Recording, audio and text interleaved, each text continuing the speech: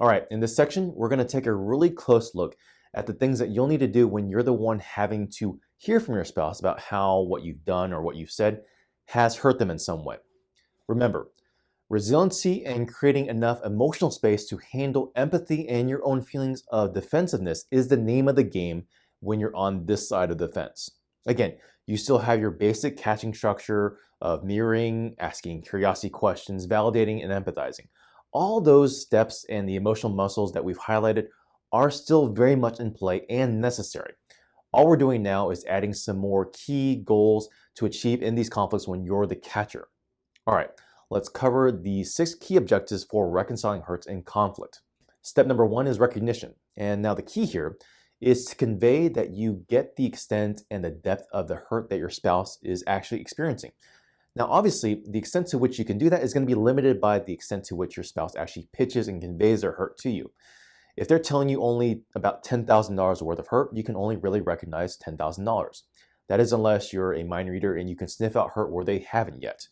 But the point here in the recognition step is there can't be reconciliation unless you get it. Simply saying I'm sorry without knowing what you're sorry for and how bad it hurt isn't going to really get you anywhere. So through your validation step, you need to communicate, you know what, I get it, I understand. One of the things that I find that makes this step so hard is when you as a catcher simply don't agree with the rationale or the perspective of your spouse. This is what kicks that defensive posture or the need to correct what feels to be unfair, unjust, or just flat out wrong.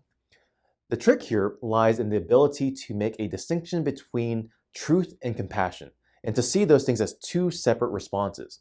This is pretty much that same skill set from Principle 2 in the last chapter that stated how important it is to lead with empathy and compassion over truth and right.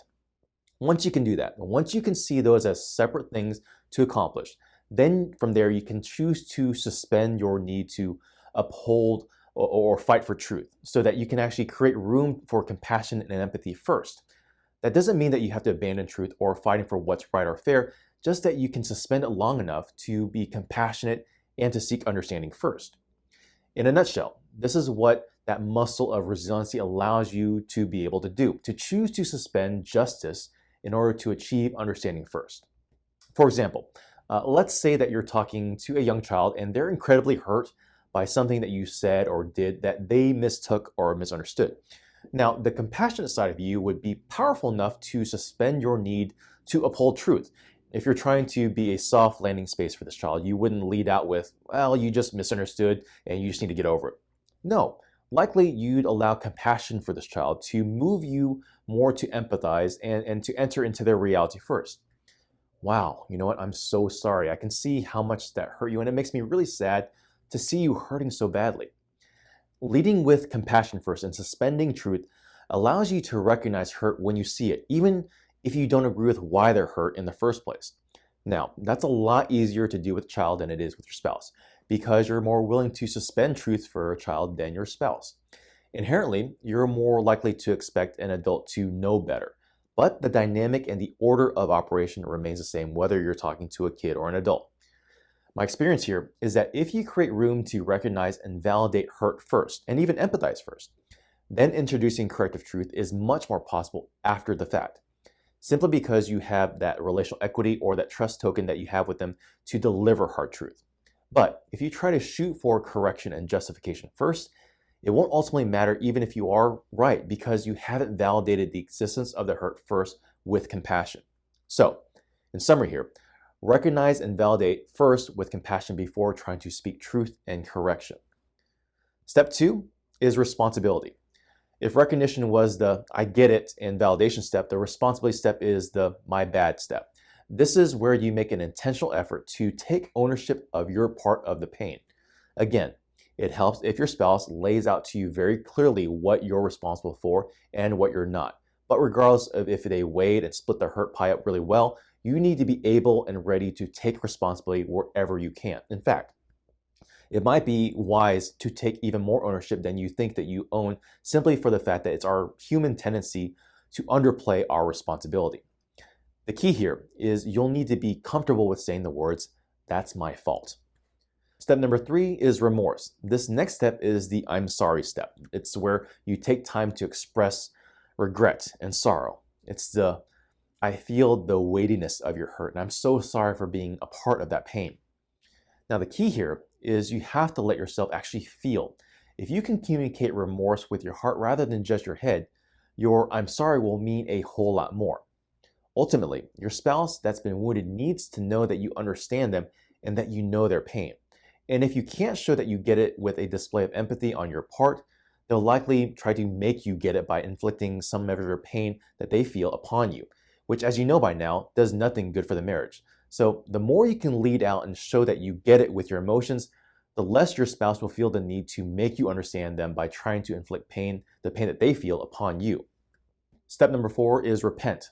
This is the step that says, I want to do better and different. What can I do? This is the part where you convey a willingness and desire to change the way you operate. After all, the words I'm sorry will eventually ring hollow if they're not followed up with an actual tangible change in behavior and action. And additionally, behavioral change is a lot more likely to happen and to be sustained when it comes with the empathy and remorse that ought to have been covered in step number 3. Now, you can think of it like an engine that gives power and drive to change.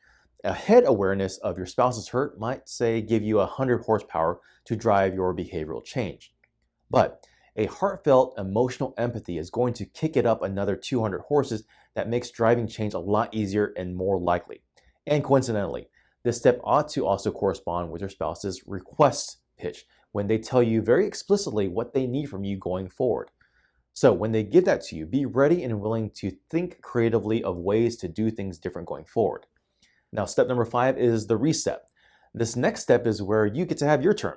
It's important to know that you have this step waiting for you so that you can have the resiliency and the patience to hear your spouse out this entire time and to suspend your need for truth and justice.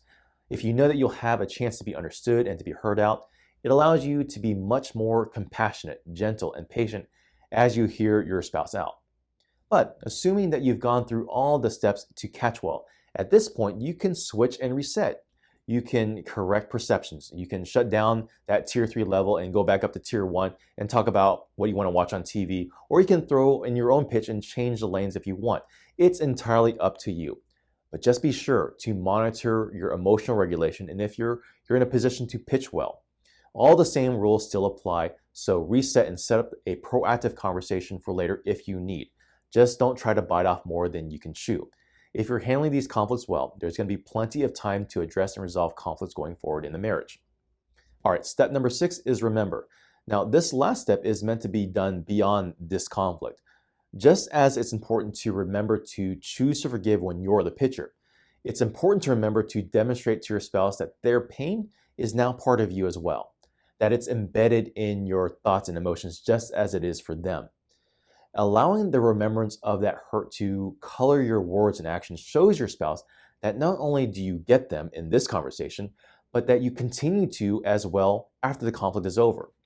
Doing this is incredibly healing for your spouse as it tells them that their hurt is so much a part of you now that it occupies your thoughts and awareness day to day as it does for them. Okay, that's a wrap for this section on catching your spouse's hurts. Again, be sure to go through the corresponding workbook to do some of the exercises laid out for you there. In the next section, we'll zoom out a little bit and talk through what we want to do to deal with particularly deep and painful hurts that don't resolve so easy.